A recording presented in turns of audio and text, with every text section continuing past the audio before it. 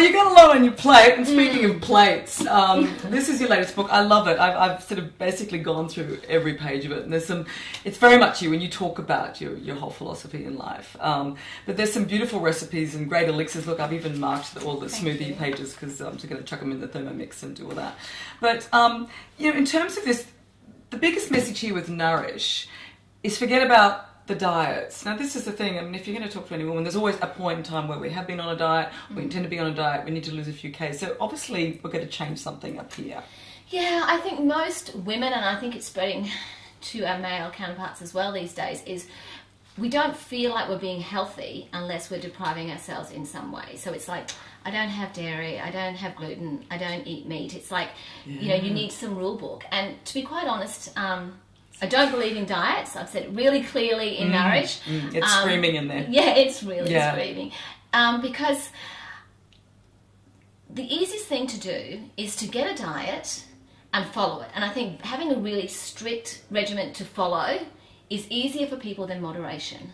Moderation is what we need, but it's really difficult to say, I'll just have a little bit of that and I won't have any more. So why is that? Why is it so hard? I find it hard.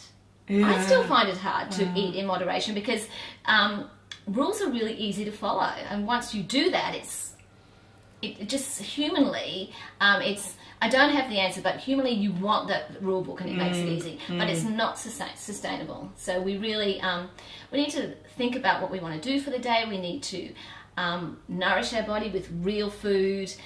You know, the only way that we can think, do, and be at our best is if we nourish ourselves, and we have to be kind to ourselves and accept that we all come in different shapes and sizes. I'm not saying, you know, sit on the lounge and eat as much cake and chocolate as you like. I'm saying be fit and healthy, but don't expect to look like your best friend or your mother, or, you know, that's not going to happen. The Nourish book has been a great success, and I'm really happy that people have embraced it. But I think we've got a long way to go as far as women and dieting and the way we think about food in the world.